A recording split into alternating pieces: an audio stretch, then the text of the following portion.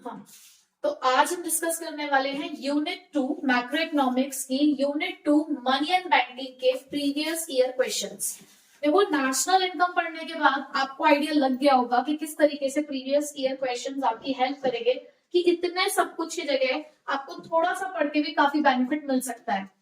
अब जो national income वाला चैप्टर था वो कहीं ना कहीं हमारे लिए 7 to 8 मार्क्स की वेटेज को लेकर था। 6 से लेकर 8 मार्क्स तक आप कह सकते हो कि नेशनल इनकम आपको देखने को मिलेगा।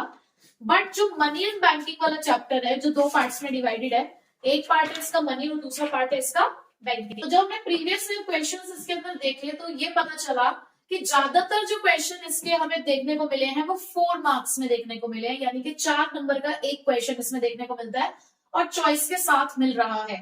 ठीक है, और 2 क्वेश्चन 1-1 मार्क्स के इसके अंदर आ जाते हैं। तो लगभग आप कह सकते हो कि 6 नंबर तक आपको ये चैप्टर पेपर में देखने को मिलेगा और बहुत ज्यादा कुछ खास नहीं है। रिपीटेडली वही क्वेश्चन घुमा फिरा के अपने प्रीवियस ईयर क्वेश्चंस में हमने देखे हैं। ठीक है, तो स्टार्ट करते हैं अपने पहले क्वेश्चन के साथ, which is explain the role of central bank.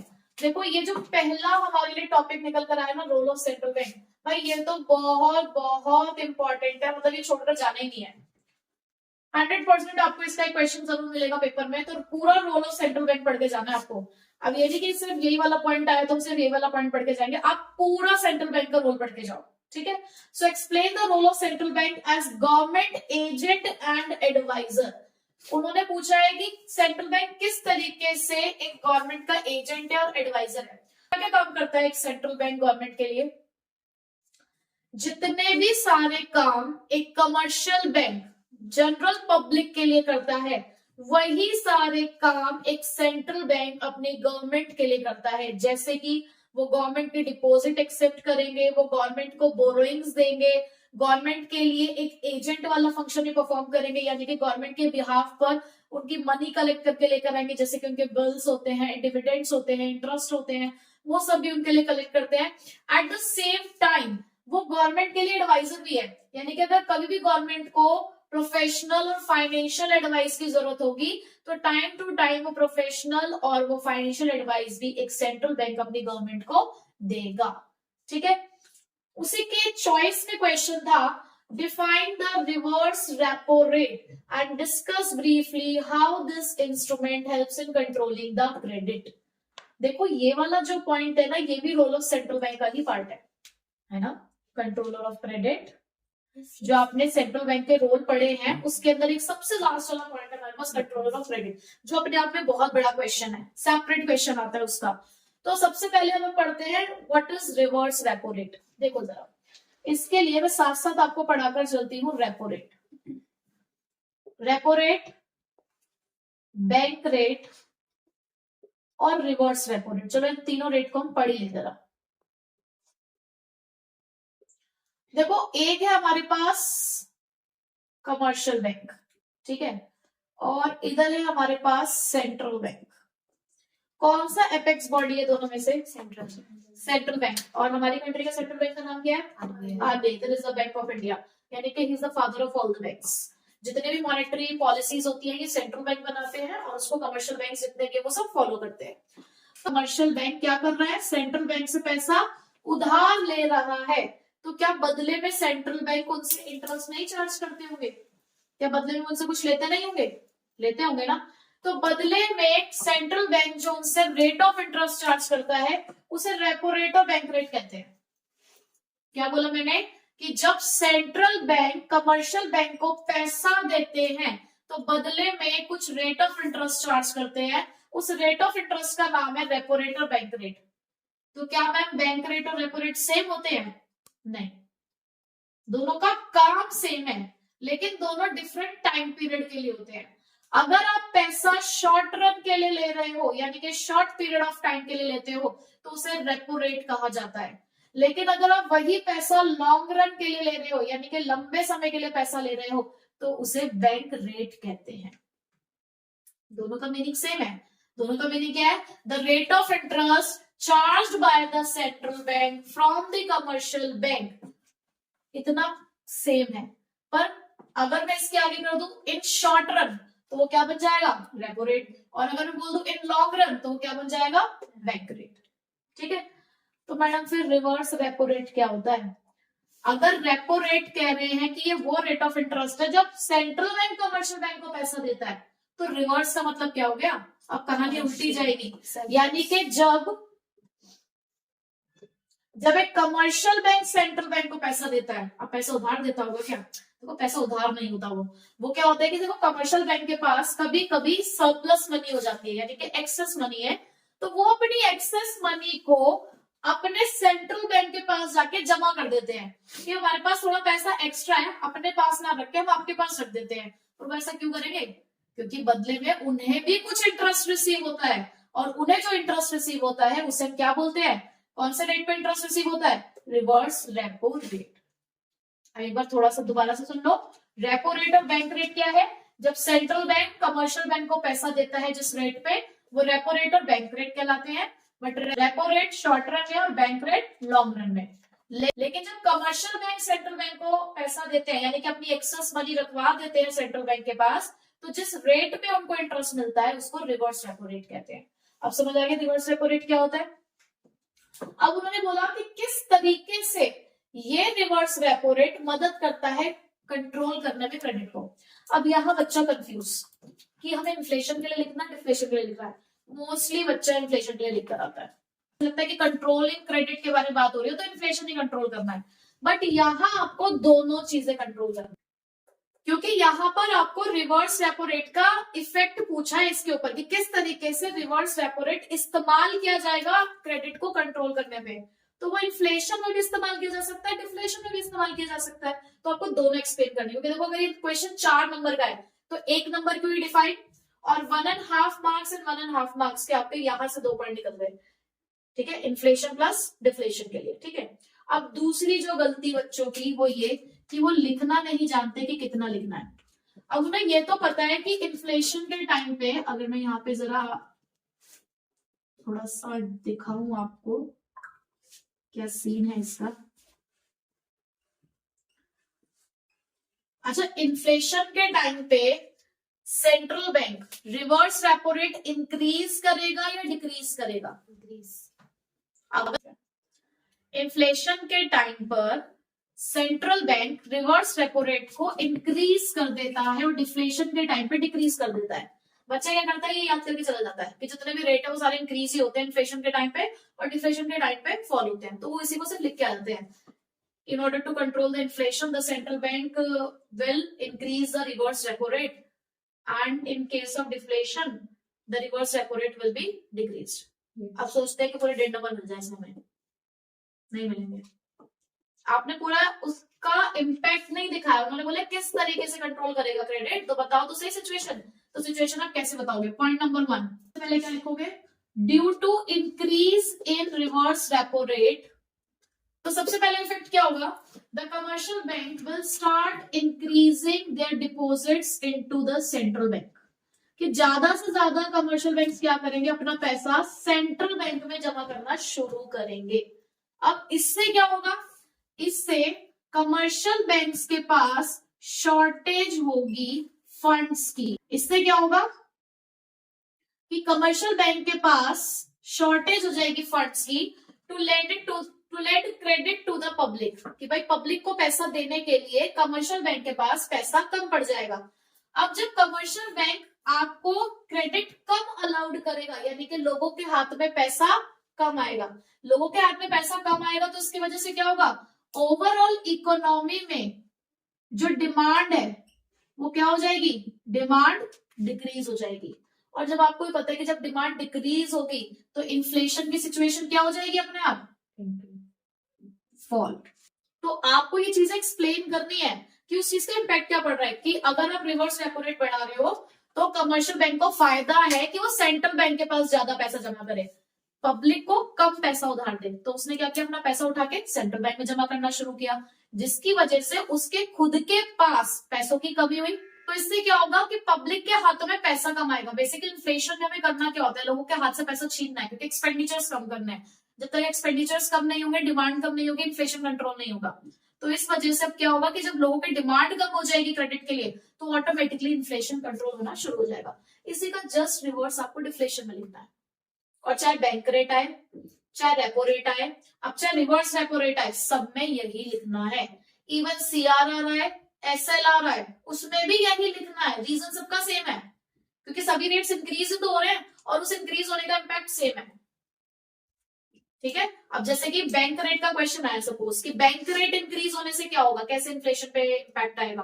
तो बैंक रेट इंक्रीज हो जाने की वजह से क्या होगा कि कमर्शियल बैंक को सेंट्रल बैंक से पैसा लेना महंगा पड़ेगा। तो इन दैट केस वो क्या करेगा, पब्लिक के लिए जो लेंडिंग रेट्स है वो बढ़ा देगा, यानी को पब्लिक के लिए पैसा महंगा कर देगा।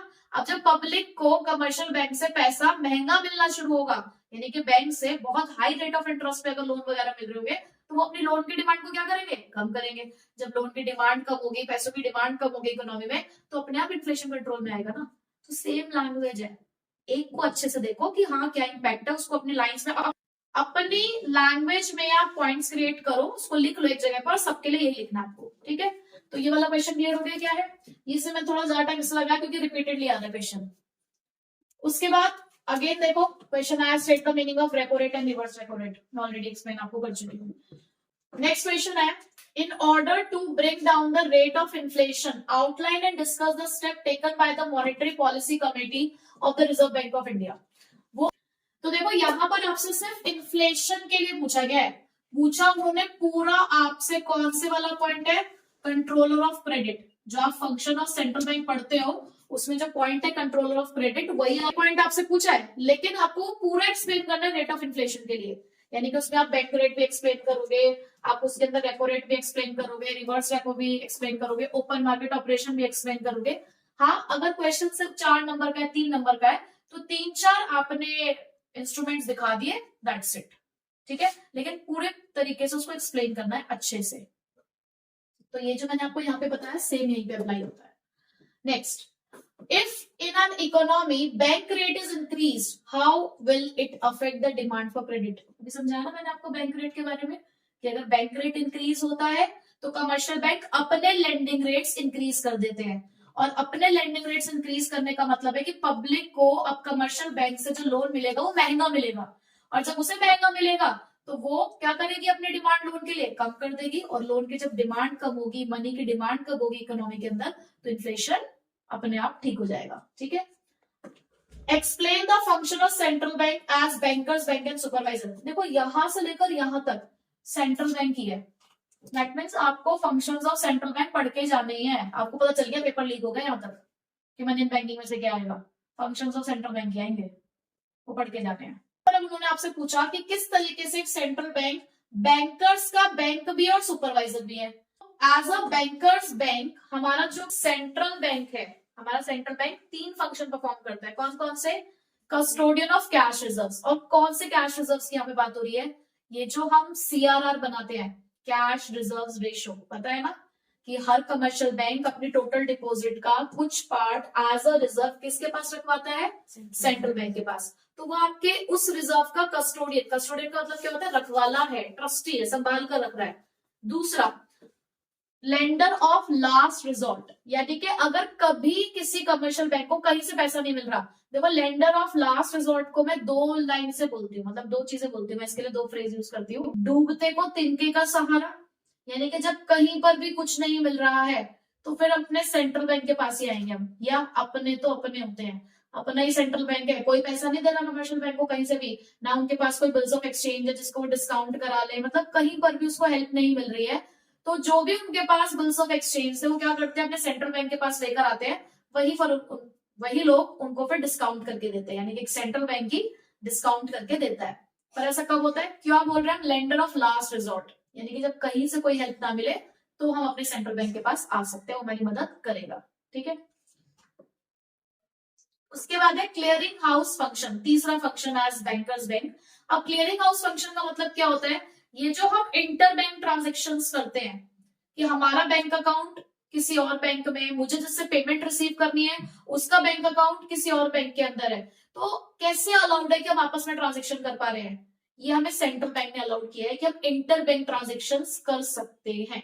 ठीक है, और एज अ सुपरवाइजर क्या करता है एक सेंट्रल बैंक, वो उनको टाइम टू टाइम एडवाइस करता है, रेगुलेट भी करता है, मॉनिटर भी करता है उनके फंक्शंस को।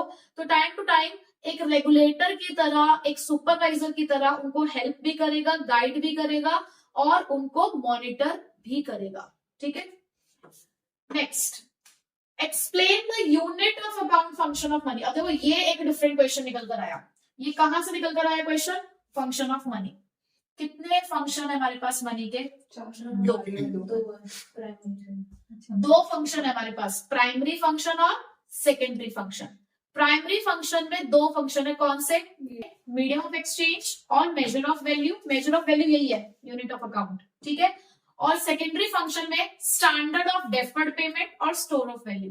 तो आपसे यूनिट ऑफ अकाउंट यहाँ पे पूछा गया है। अब यूनिट ऑफ अकाउंट का मतलब है कि मनी ने ना हमें एक कॉमन डिनोमिनेशन दिया है, एक कॉमन यूनिट दिया है मेजरमेंट के लिए। अब जैसे कि मुझे ये मार्कर खरीद के लेकर आना था, तो उन्होंने मुझे बोला कि 35 रुपीज का ये एक मार्कर है, मैंने उनको 35 रुपीज दिए, यानी कि इस यूनिट की कितनी वैल्यू है वो मुझे पता चल रही है।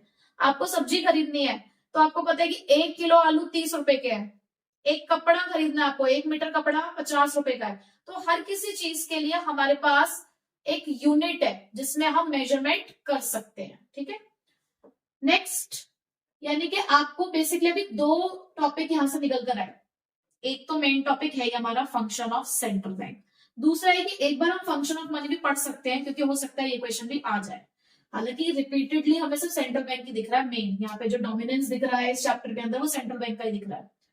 एक और क्वेश्चन, ये डायरेक्टली तो नहीं है आपके सैंपल पे, आपके प्रीवियस ईयर के क्वेश्चंस में, लेकिन मैंने खुद ऐड किया है ये क्वेश्चन क्योंकि जो 1 मार्कर्स क्वेश्चन आ रहे हैं उसमें इसके ऊपर बेस्ड न्यूमेरिकल क्वेश्चन भी हो सकता है, या 3 नंबर में भी कहीं ना कहीं ये क्वेश्चन आपको हो सकता है देखने को मिल जाए। क्या क्वेश्चन है? Explain how commercial bank create credit in the economy. Credit creation का क्वेश्चन, जिसको आप मनी क्रिएशन भी कहते हो। तो इसमें अगर आपको याद हो तो यहाँ पर अगर हमें देखना है कि किस तरीके से मनी क्रिएट की जाती है, यानी कि अगर आपको निकालना है मल्टीप्लायर, तो उसका क्या फॉर्मूला था? 1 में LRR, legal reserve ratio. Suppose करो हमारी लीगल रिजर्व रेशो 10% है, तो 1/10% का मतलब क्या हुआ? 100/10, यानी कि 10 टाइम्स की आपकी मनी कितने टाइम्स क्रिएट हो जाएगी? 10 टाइम्स, ठीक है। तो इसके ऊपर बेस 1 मार्क्स का क्वेश्चन आ सकता है, या 3 नंबर में आपको पूरा प्रोसेस एक्सप्लेन करने को आ सकता है। क्या है प्रोसेस? कुछ अजम्पशन लेने पड़ती है। सबसे पहले तो हम ये अजम्पशन लेकर चलते हैं कि हमारी पूरी इकोनॉमी में जो ट्रांजेक्शन हो रही है वो बैंकिंग ट्रांजेक्शन है। हम पूरे अपने बैंकिंग सिस्टम को as a single unit of commercial bank लेके अपना क्वेश्चन स्टार्ट करते हैं। तो सपोज करो कि किसी इकोनॉमी के अंदर 1000 की इनिशियल डिपॉजिट हुई। कितने की इनिशियल डिपॉजिट हुई? 1000 की इनिशियल डिपॉजिट हुई। अब बैंक जो है वो LRR मेंटेन करता है 10% के हिसाब से, ठीक है। तो बैंक क्या करेगा? 1000 का 100 रुपए तो रखेगा अपने पास, ठीक है, और बदले में और बाकी बचा हुआ जो 900 है वो क्या कर देगा? किसी को लोन दे देगा। 1000 रुपए जमा हुए, जब भी जमा होंगे पैसे तभी बैंक LRR निकालेगा और बचा हुआ लोन दे देगा। अब जब लोन देता है बैंक तो कैसे देता है? हमारे हाथ में तो देता नहीं है, हमारे बैंक अकाउंट में जमा करता है, यानी कि फिर से किसी के बैंक अकाउंट में एक डिपॉजिट हुई है। जब फिर से डिपॉजिट हुई तो 900 रुपए की डिपॉजिट आई। अब फिर से बैंक क्या करेगा? 90 रुपए रखेगा अपने पास और 810 रुपए क्या कर देगा? आगे लोन दे देगा। ये प्रोसेस तब तक चलती रहेगी जब तक कि इनिशियल डिपॉजिट 0 नहीं हो जाती। अब हमें कैसे पता चलेगा कि कितने टाइम्स तक ये सब होगा? तो उसके लिए मैंने आपको फॉर्मूला बता दिया कि 10 टाइम्स तक ऐसा होगा, यानी कि वो 1000 कितने में कन्वर्ट हो जाएंगे? 10,000 में। तो इस तरीके से एक कमर्शियल बैंक क्रेडिट क्रिएट करता है। तो आपको यही टॉपिक्स प्रिपेयर करने हैं अगर आप प्रीवियस ईयर के क्वेश्चंस को फॉलो करते हो। सिर्फ इतना ही है मनी एंड बैंकिंग, ठीक है। तो आज हमने पिछले 5 साल के मनी एंड बैंकिंग के प्रीवियस ईयर क्वेश्चन डिस्कस कर लिए हैं। तो आपको आइडिया लग गया होगा इसमें भी कि आपको कौन सा टॉपिक ज्यादा फोकस करके प्रिपेयर करना है, ठीक है।